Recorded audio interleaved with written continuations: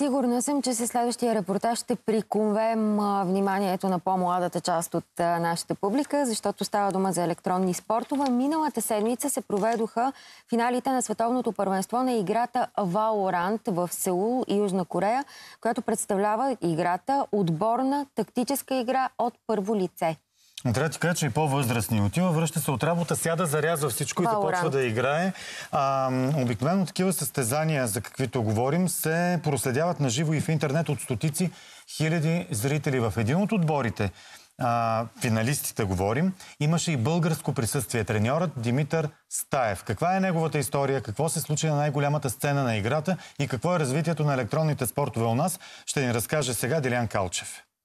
Добро утро, здравейте! Намирам се пред Inspire Arena в Сеул, Южна Корея, където зад мен ще се проведат полуфиналите на световното първенство по Valorant. Българският треньор Димитър Стаев и неговият американски отбор Левиатан ще се изправят в люта битка срещу отборът от Китай Edward Gaming. Нека проследим какво ще се случи.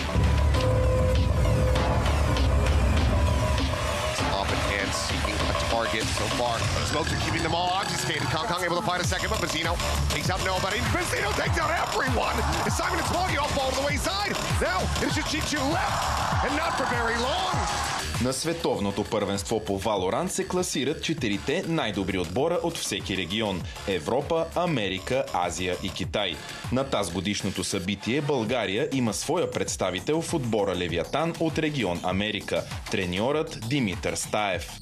Ролята на треньор в eSports е доста близка до това на всеки треньор в нормален спорт, като футбол, например.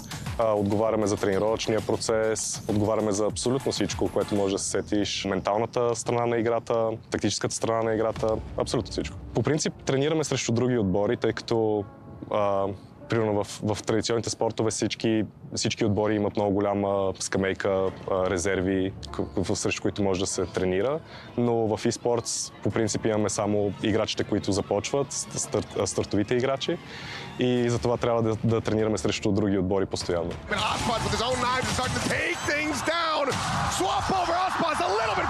Тренираме нашите стратегии, композициите, които играем, защото в нашата игра има различни агенти, съответно може да играеш различни композиции с различни агенти и всичко трябва да е изпипано до последен детайл.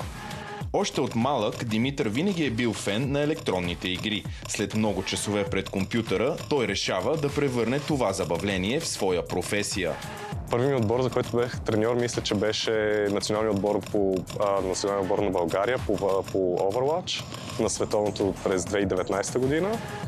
Точно тогава му бях сменил от играч на треньор и след това, когато Valorant излезе през 2020 година, се смених спорта и от тогава съм тук. Разликата между това да си треньор и играч е доста голяма. Като играч трябва просто да играеш възможно най-много, докато като треньор просто трябва да знаеш много за играта, трябва постоянно да имаш отговори на всичките въпроси, които твоите играчи ще имат към тебе, на това как да направиш отбора по-добър и как да функционира целият отбор като цяло. Да достигнеш до това ниво в света на електронните спортове е огромно постижение.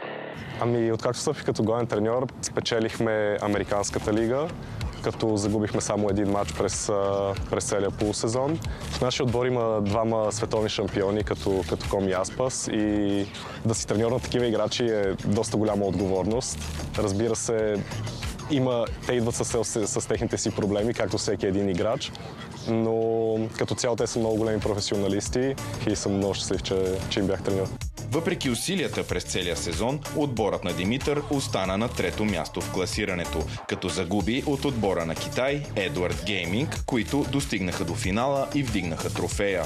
Класирането на трето място според мен е много голямо постижение, но въпреки това, въпреки че съм много щастлив и че наистина първи сезон ми е все пак, много исках да спечеля и мисля, че наистина имахме качествата да спечелиме целият турнир. Но като цяло съм много щастлив за целия сезон. Димитър е първият българин, достигнал до световната сцена на Valorant. Радвам се, че съм първият български треньор, който постига такова ниво в eSports. И се надявам това първо за мен да не е единственото постижение, но като цяло се надявам да видим повече български треньори и играчи на това ниво в Valorant. Развитието на електронните спортове у нас расте с всяка изминала година, а Димитър се надява да вижда все повече българи на световно ниво.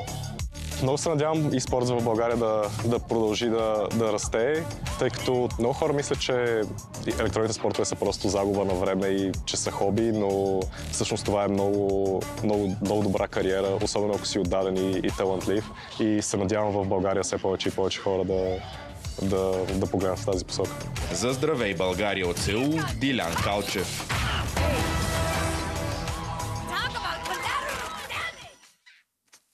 Впечатляващ свят. Да, който ни отвори вратите към един непознат за нас двамата свят. Сега отивам